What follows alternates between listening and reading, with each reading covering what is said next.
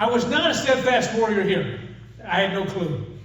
I was 22 years old. No clue. Almost impossible. 10 months later, how'd that happen? 10 months later, I had no clue. I was a kid myself still. But then by about my 40th birthday here, the little blonde girl is now 30 years old, so you can get a sense of that. But this was such a great time of life. But we were going 1,000,000 miles per hour. All the boys were in sports and active and all kinds of things. I had the full armor going there. I was the steadfast warrior.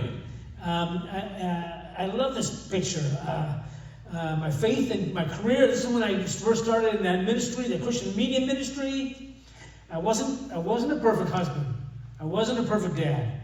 But they all knew I was committed to the long run. Lots of love and laughter and grace. And before I knew it, I was also a father-in-law. I've got 4 daughters-in-law. So we went from more boys than girls to suddenly more girls than boys in the family when we get together. That was really weird. My daughter then suddenly had 4 sisters. Okay, so maybe the biggest perspective on fatherhood I have is of course this. I mean, I've written 12 books for dads. Talked to thousands of dads. I was in Poland talking to a room full of 1,000 dads. Great fun. Nothing has taught me more about the importance of showing up as a dad, as being a grandfather. And when I see 3 of my sons have kids, when I see my sons be dads, it's like, oh, there you go. It was worth it. So keep pouring into your kids. Don't strangle your teenagers. Because you stay with them, keep pulling them towards you, and every conversation you have with your kids, every conversation, whether they're 2 or whether they're 25, at the end of the conversation, keep pulling them towards you, don't push them away. Even if it was a terrible, hard conversation. Man, I love you. I hate it when he gets this way. I hate it. Oh, man. But you know what? I would die for you, my son, my daughter. Keep pulling them towards you. You know what? I'm a dad warrior and a grandfather warrior and a husband warrior. That's at Wrigley Field. I just had to get that one last thing in there. We were at a Billy Joel concert, so there you go. So the first takeaway, this is about being a family, being a dad for your family, being the man for your family, is that men, you matter. Some guys don't even realize that. Oh, they don't need me. My kids don't need me. My wife, she's fine. She's got her girlfriends. No! Gentlemen, you matter. And I can prove this. I mean, the media doesn't think dads are deadbeats or radical feminists. Sperm in a jar. Do I make babies? Just do that. The government incentivizes sometimes when dads aren't in the home getting the job done. Can you believe that? If you don't believe you're important, I say it. I know your kids say it all the time. Dad, you're important. But even, you know what? Even Hollywood says you matter. Field of Dreams is not about baseball or plowing on the corns. It's about Kevin Costner playing catch with his dad. Right? That's what it's about. Star Wars, the most famous line of Star Wars, of course, is may the Force be with you. But the second most famous line is, Luke, I am your father. Although that's not really an actual quote from the movie. It doesn't say Luke, I'm your father. Back to the Future. What's the whole movie about? It's Marty McFly trying to get his parents together so that he can exist, so the whole family, to rescue the whole family.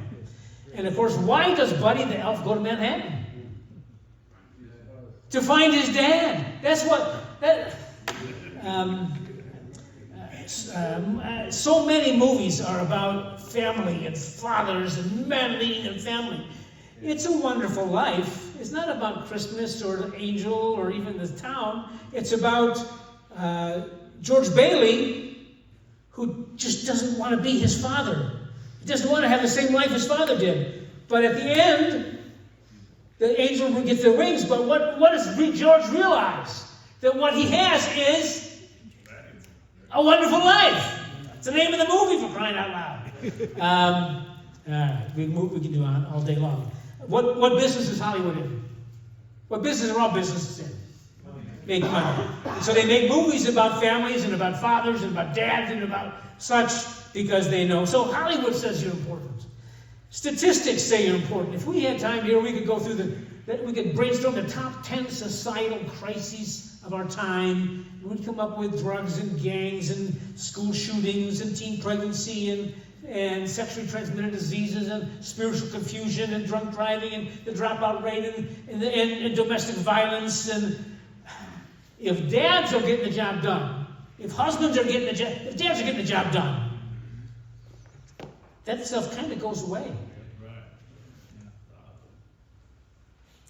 Behind you, there we go. Click.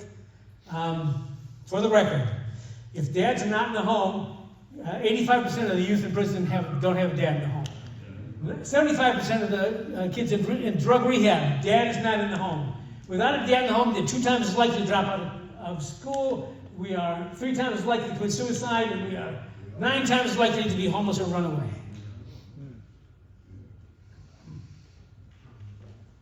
So statistics say you're important. And then, of course, God says you're important. Let's read this with me. Children are a burden from the Lord.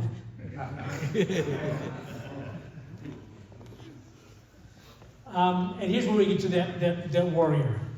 What a great image this is. Gentlemen, as you lead your family, think about that archer. And he stands steadfast.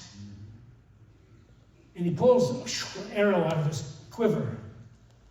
And he makes sure it's straight and true. And sharpens it. He sharpens it. Because you can meditate on this for hours. And then he notches it into the bowstring. And then he chooses a target. It's different each kid. Each kid is different.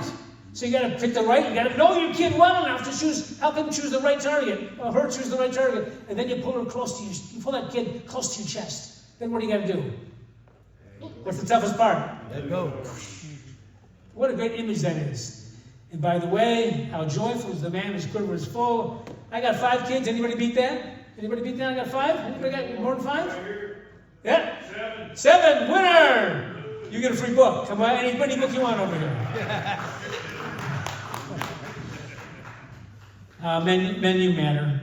So I got books for marriage, dads and grandparents. And so we're going to start with quick 5 takeaways for dads. We got half an hour here at least. So let's do that. 5 takeaways for dads, 5 takeaways for husbands, and 5 takeaways for grandpas. Ready? Ready, Mark? Get set?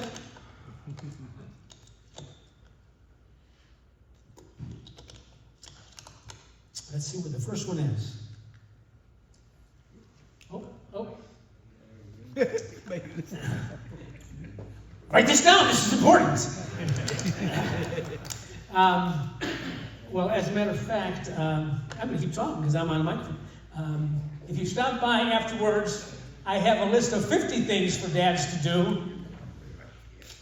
They are the dad men. There's 50 things, okay? Any dads can stop by, okay? And there's also something for grandparents, a list of 12 questions that your grandkids can ask you. And we'll talk about that in a minute. So we didn't waste that time there as I walked by. Isn't that fun how that worked out? There's a unicycle hanging in my garage. I know that because I bump my head on it about twice a year. And it's never been ridden. And that's okay. We bought it for Randy, who's pushing 40 now, on his 11th birthday, because I thought, oh, that'd be so fun if you could master that one-wheel beast and drive around the neighborhood. Wouldn't that be cool to have your kid do that? So we bought him a unicycle. And it's never been ridden, and that's okay, because that's our job as dads, is to open doors for our kids. to help them try new things under your watchful eye in the safety of your driveway, perhaps. We can buy a grand piano and put it in your front parlor and go, my son's going to be the next Beethoven or Billy Joel, okay? Fantastic. Wouldn't that be? Or Michael W. Smith. That'd be awesome. You can buy an art easel and put it in the corner of your rumpus room. Do people have rumpus rooms anymore? I don't know. You can buy an art easel and think, my daughter, my son is going to be the next Picasso or Cezanne or do great works to honor God. You can put a wrestling mat in your basement and think, my son's going to be a state champ, God darn it. I did all these things. And I didn't get any of those things. And that's okay. Because really, when you do those kind of things, you never know what's going to happen. It could be that maybe the kid down the street comes and starts noodling on your piano and your daughter becomes a jazz vocalist. Or maybe they use the art easel for party games. And your son becomes a motivational speaker or a game show host. Or maybe your son doesn't become a state champ, but your daughter starts tumbling on that and becomes a world-class gymnast. But the very act, gentlemen, of you opening doors and not going, hey, that unicycle, you got to ride that unicycle. You know, that's not the idea. The idea is to go, give it a try, guys, and not trash them. And then what's the worst that happens? Maybe it's things that happen that you never anticipate. They go off and join the circus, and that's probably a fun thing too.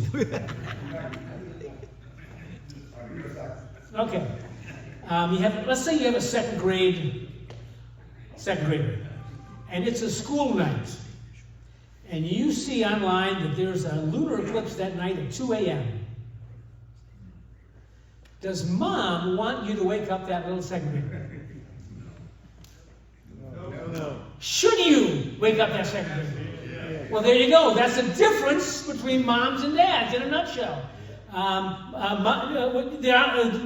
10-year-old's climbing a tree in your backyard, and mom says, "You a little high," and dad says, "I think you can reach that next branch." That's why, gentlemen, that's why kids need moms and dads. But let's go back to that little second grader who falls asleep and after lunch at school the next day. And the teacher goes, you okay? I mean, he's Johnny or Jay, whatever. And she goes, I'm sorry, my dad got me up last night. We saw the lunar eclipse. And the teacher, if she's got her act together, goes, that's pretty good, that's pretty cool. All the kids in the class are jealous. And how long will that little second grader remember that? Forever. What's that from? Sandlot. Anyway, here's the point. When you have that little guy out there looking at the stars and such, and by the way, know a few of the constellations. That's Orion's Belt and the North Star and the Big Dipper, Little Dipper. If you know those, that kind of covers you. But so you can say, look at that, man. You know what? God's hand is that. That's what, from there to there, that's how wide God's hand is. And that's just a little teachable moment there. You see how that works? Or you're out there, it's a double rainbow. Come look at the double rainbow. It's out there. There's an old meme from a long time ago. But then you can teach about refraction, or you can teach about God's promise when the first rainbow came out. So there's teachable moments you can do about God's creation when you're out there doing that. Okay. What's wrong with you? I told you 2 hands. I can't believe you spilled your milk again. Why do we do that? Does your 7-year-old already feel bad? Does he? Yeah. Okay, here's the point. Accidents will happen. They already feel bad. When dad gets involved, if they go to dad with a problem, dad makes the whole thing better. The problem might still be there. The milk still has to be cleaned up. The broken window still has to be fixed. But dad's going to make it better. You go to dad with a problem, because here's the idea. Your kid has to have this confidence that you will think and you will say and you will do, I love you, it'll be okay, we'll get through this together. I love you, because you do love them. I love you, it'll be okay. This has to be your attitude, and they have to know this. I love you, it'll be okay, we'll get through this together. Does that make sense at all? I love you, because you do love them. And really, it will be okay. Spilt milk, I mean, the problems get a lot harder later on. Do with the spilt milk. I love you, it'll be okay, we'll get through this together. Everybody with me all together now, ready? I love you, it'll be okay, we'll get through this together. Let's do it again. I love you, it'll be okay, we'll get through this together. Let's try it out. Ring, ring, ring. Dad, I wrecked the car. I love you, it'll be okay, we'll get through this together. Now, repercussions. I mean, because he's going to football practice, you bought him this beater car just to get him there and back, and you knew it wouldn't last long anyways, but he wrecked it. So he's got to find his own ride, or pay his own insurance, or buy his own car, or get to school. He's got to deal with it. You're not going to go out and buy him another car. Ring, ring, Dad, this is your college freshman or sophomore calls. Dad, I'm dropping out of school. All together, I love you, it'll be okay, we'll get through this together. Here's the idea. You might talk him out of it later, but you're not going to talk him out of it in that phone call. No.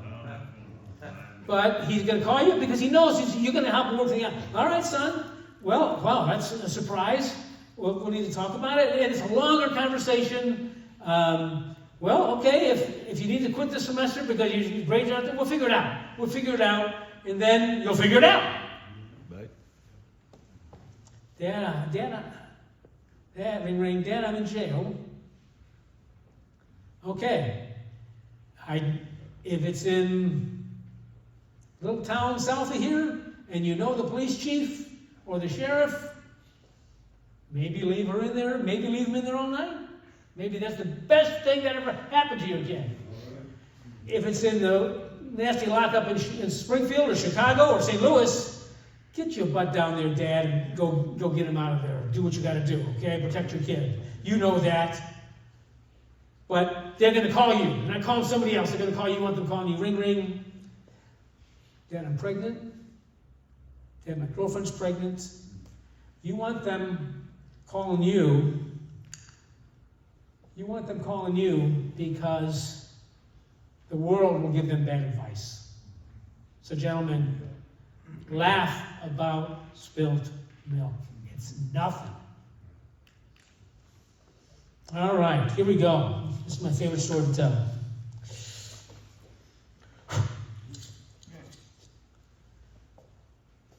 Oswego High School, JV tournament, 1974, 132 pounds. First prize. Applause, applause. Yeah.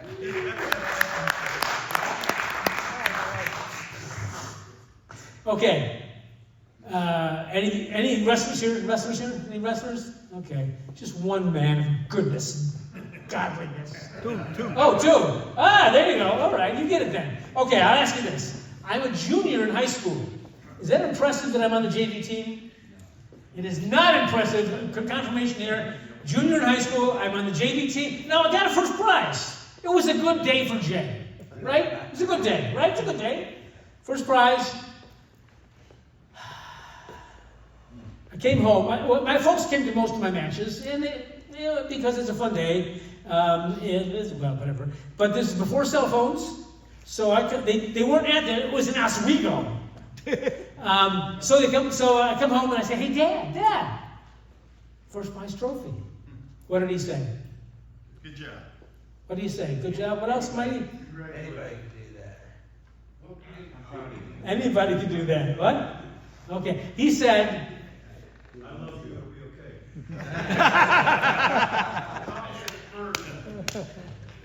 That that suggests that this is a bad thing. He says, well, maybe next year you can get a varsity trophy. Snap. Which is the exact right thing to say, maybe in the summer. You know, this is in whatever it was, in January. If he says in the summer, hey, what's it look like? Some senior city graduated. Will you going to find a spot on the JV team, on the varsity team? And then you have a conversation. What can I do for you? Can you need some videos, or can I get you some more weights or something to come alongside me? But in the moment, match your kid's emotions. I was celebrating then. He should have said, wow, fantastic. Tell me about that last match. Wish I was there. So suddenly you're not... when the kid come home from the soccer game and did you win? I'm not sure that's the right question to ask. How'd you do? Kind of thing. But okay, the point is, ask the right questions. Laugh with them, cry with them, celebrate with your kids. When your kids are hurting, hurt with them. Your daughter has been running for class president and she loses the election. It's all right, sweetheart. There's plenty of stuff going on. No, sweetheart. I know how bad you wanted that. I'm hurting for you. In the moment. Later you can do okay. What else? Cooking or something like that. Your son doesn't make show choir. He didn't need that sissy stuff anyways. Go out for football. Yeah, some of you guys can do that, won't you? That's exactly what you do. Or maybe your kid gets into your junior gets a note back. They got into ISU, Illinois State. Well, did you hear from Northwestern yet, or did you hear from my alma mater yet? I mean, instead of going, hey, fantastic, congratulations, let's go out for pizza, because you got in your first acceptance letter. But you want to say, did you get into U of I? That's, did you? You guys. Where are we here? Oh, well, here's the whole point. The best advice ever, you don't have to make up. It's always in Scripture. It always says. It's all there. Rejoice with those, Romans 12:15. Laugh with those, rejoice with those who rejoice, and weep with those who weep. Match their emotion, and this works with your wife also, guys. Yeah. Match her emotion, you will come out way ahead. Okay.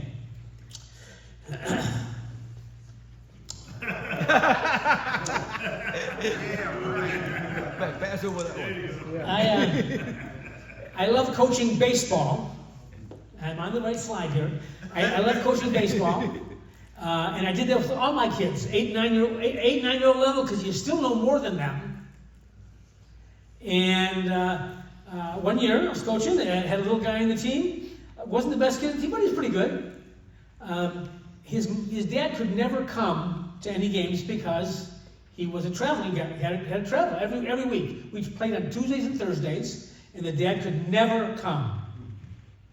And I'm not beating up on the dad for that, because sometimes, and our careers just do that to us. We have to do that. It's a tough choice.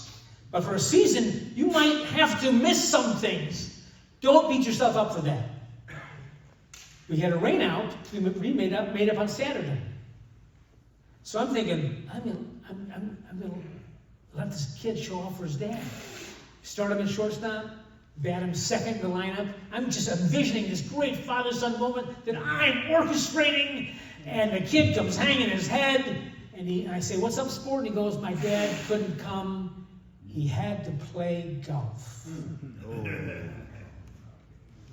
And that dad doesn't know what he's missing. That dad has no clue. The kid is used to it, kind of used to it. I'm angry. So here's the point. For a season, make your kids your hobby.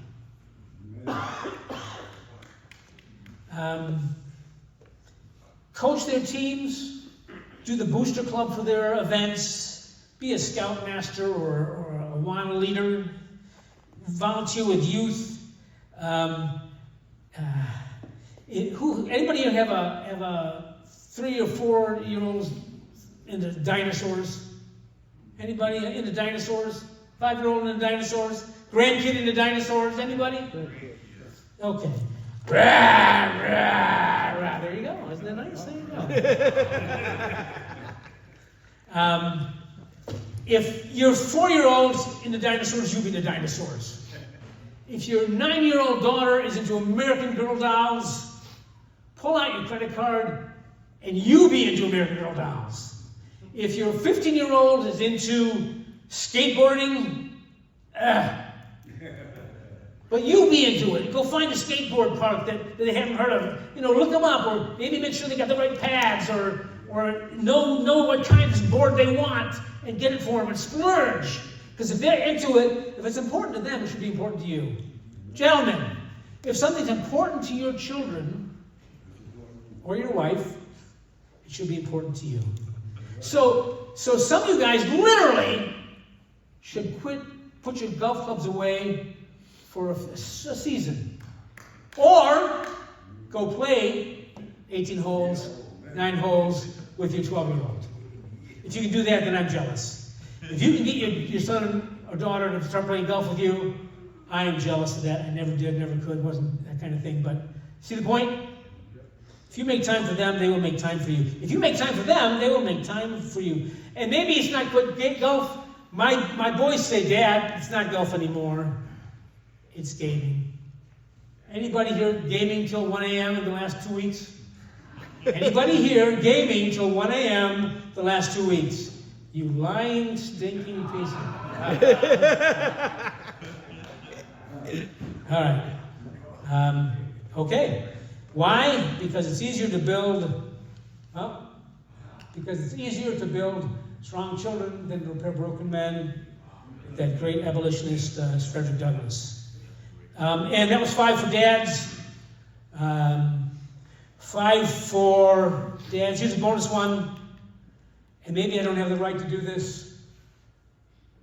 I had a great dad. He died about 10 years ago this year.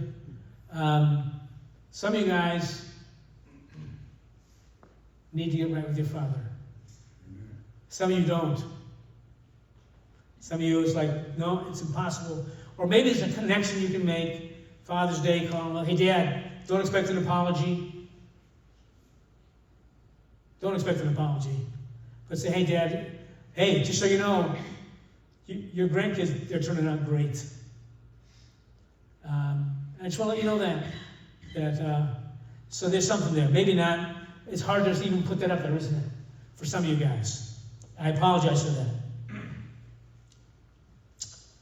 Okay, here we go. 5 takeaways for grandfathers. Okay.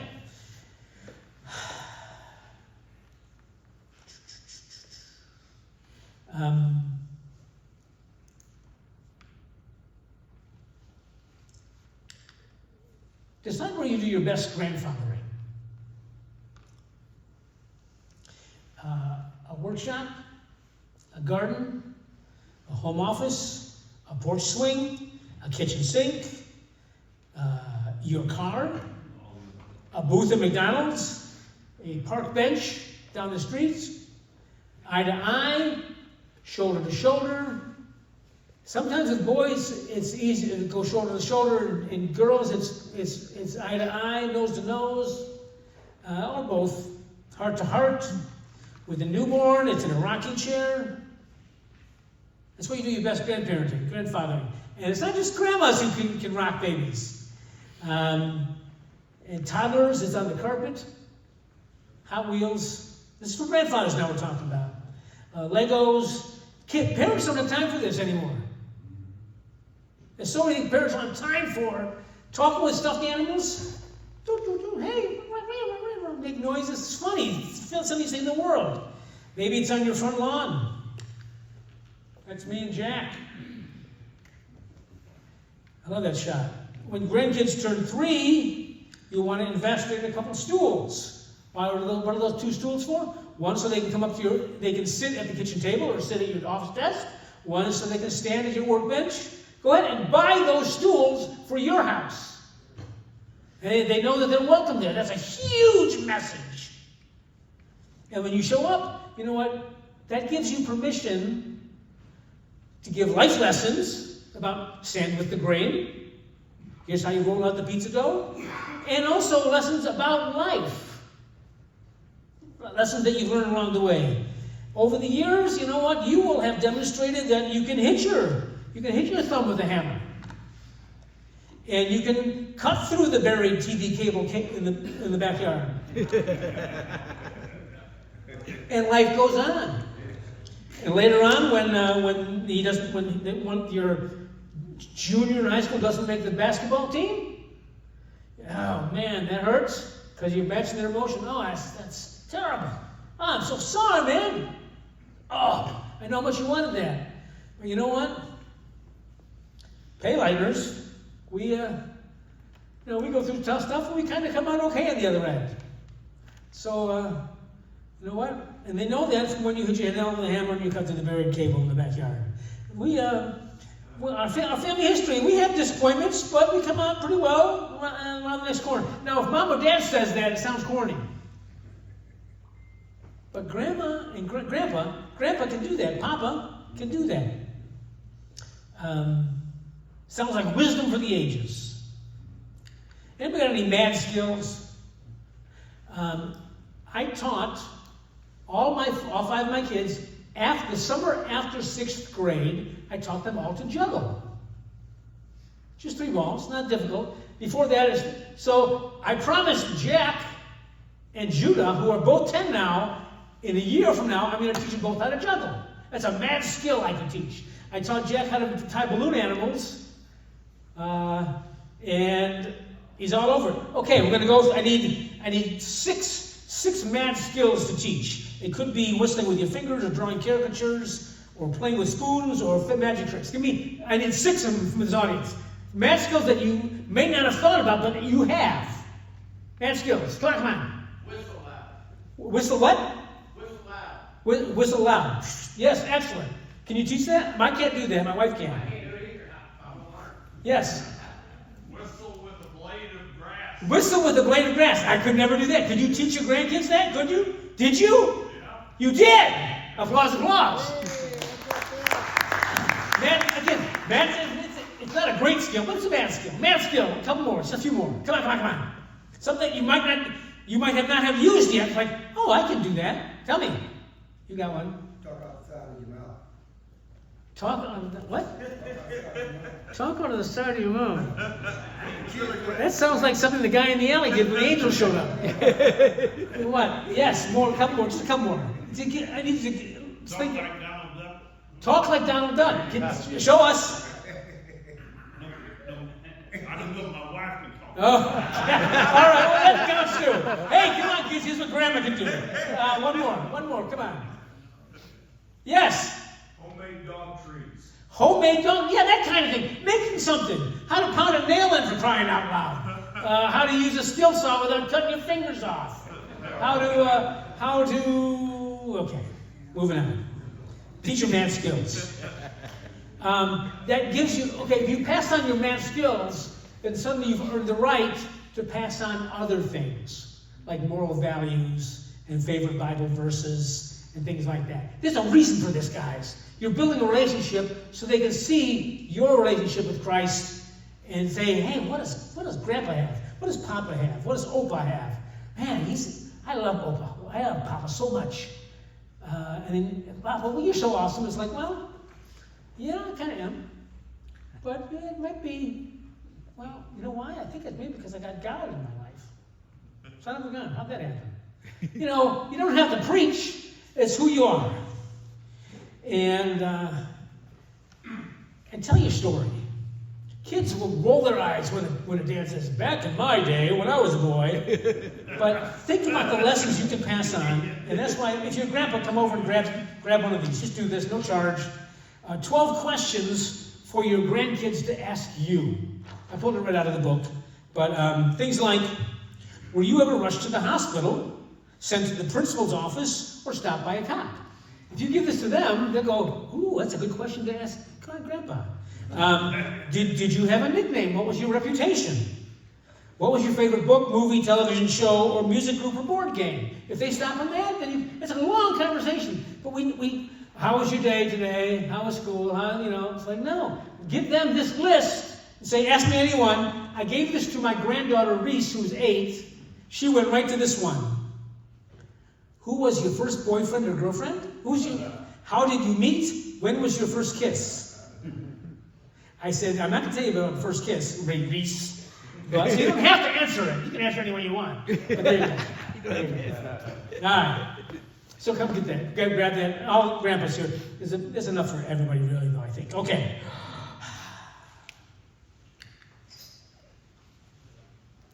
Tell your story. That's how you tell your story. Okay. Pay for piano lessons. Anybody do that here? Pay for your grandkids' piano lessons. Thank you. That's really brilliant. If you can swing that, boy, you know what? At $30 for half an hour, 4 times, it could be $100 a month. And that's pretty tough on mom and dad's budget. But if their grandkids start playing the piano, great things happen. Okay, there's benefits there. They learn piano. That's fantastic. Or at least get a deeper appreciation for music. You're supporting the arts. You're supporting that piano teacher. Fantastic. You're helping balance your son or daughter's budget. That's a really helpful thing. They will appreciate that. Because sometimes if they're hurting, the first thing to go is piano lessons. Fourth, you have to earn the right to say, "Hey Cole, what are you working on? Play me something." And he has to, because he kind of knows you're paying for piano lessons. So he has to. And maybe mom and dad don't hear him too much, so that's a gift that you're giving everybody. And Cole wants to play, but he's just a little shy. And finally, if they get good at it, you can take credits when they get that college scholarship, or standing ovation at Carnegie Hall, or when they pick up their Grammy Award, they're going to say, "I'd like to thank my papa because he paid for my piano lessons." And the place will applaud, and it's all because of you. Okay. Who here knows what a basin wrench is? A basin wrench. Okay. Well, we were in Racine, Wisconsin, visiting my Nana and Grandpa, and we were bored with the adult talk, so we went down to the basement. My brother Mark and I, who was a year older than me, we were probably 10 or 11, and we were playing Cops and Spy. We were playing some spy game, and the basin wrench kind of looks like, to a 9-year-old, looks like a machine gun. So we hid it under the couch cushion, and then went home. Grandpa needed that basin wrench weeks later. Couldn't find it. Was more than angry with himself and life and everything. Weeks after that, Nana found it. And they said, "Those rotten grandsons." They knew instantly.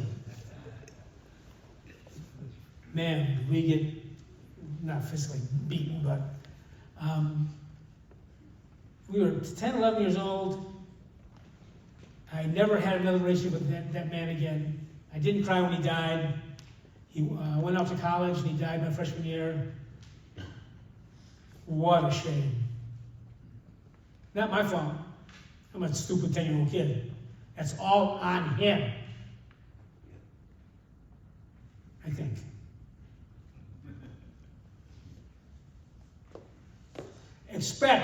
Embrace the shenanigans. If you would, I wasn't there, teachable moments, that kind of thing. Okay.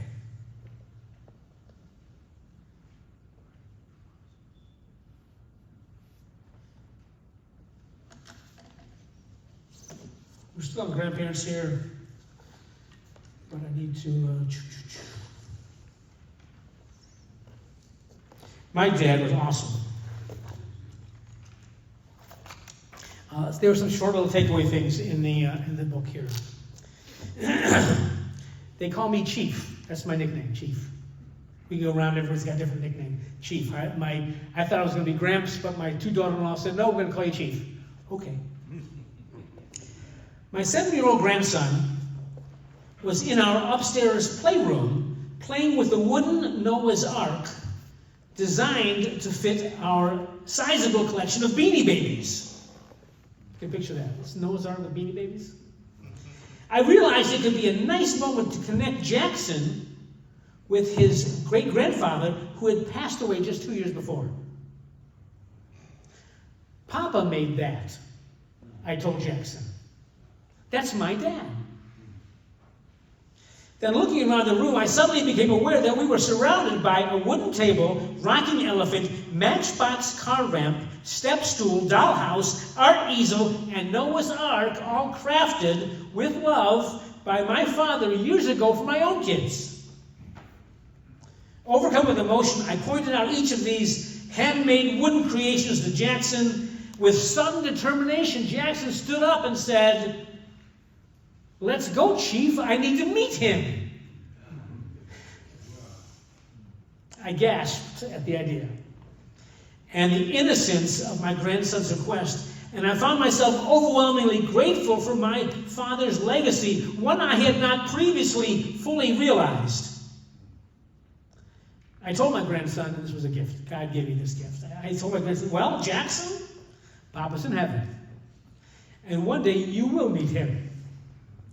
But isn't it great that part of him is still right here in all this stuff he made, and in me, and in you?"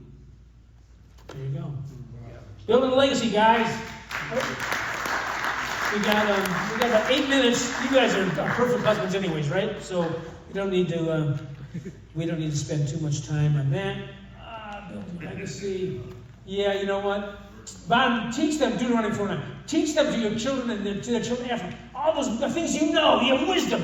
Teach them to your children and their children after them. Okay. What are we doing here? Takeaways for husbands. Okay. We're going to be out of here by 9:30. Pretty close.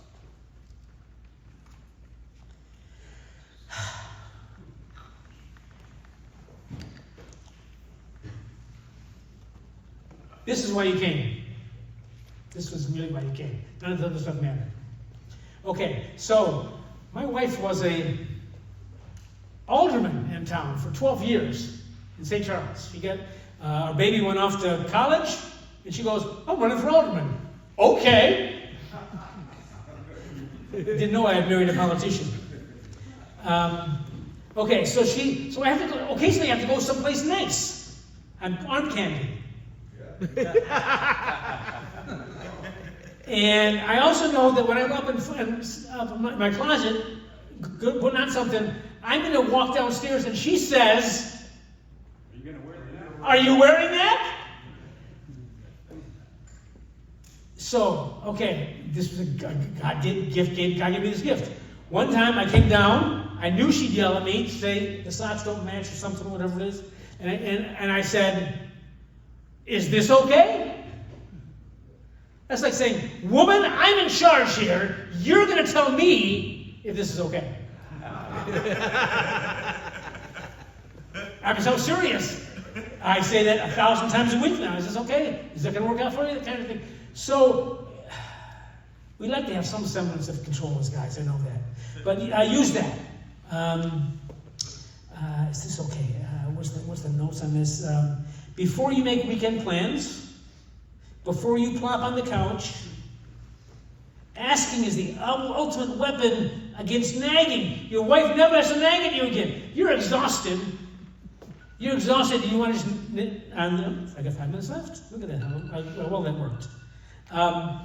You're exhausted, and you want to plop on the couch. But if you go plop on the couch, she's got things for you to do, right? But if you come in there and say, "Sweetheart, man, I am... Is there anything you need me to do around here? I'm exhausted. It was a terrible day, a tough day. But you know what? Is there anything you need done around here?" She's going to say, "No, we're good." And what can you do then? Plop on the couch. All right. Push her buttons. Here we go. I did it all. No one knows your wife like you do. And you know what's going to take her off before you even say it. Hey, I see they opened a new women's fitness center down the street. How much was that haircut again? Well, that's not wrong, I guess. That's just not how my mom did it. Oh, sweet. Oh, dinner. You know what? I'm really not hungry. I had a late lunch with Amber from marketing. Here's one. You gotta think about this one. You know, those mugs you bought, they don't fit in the dishwasher?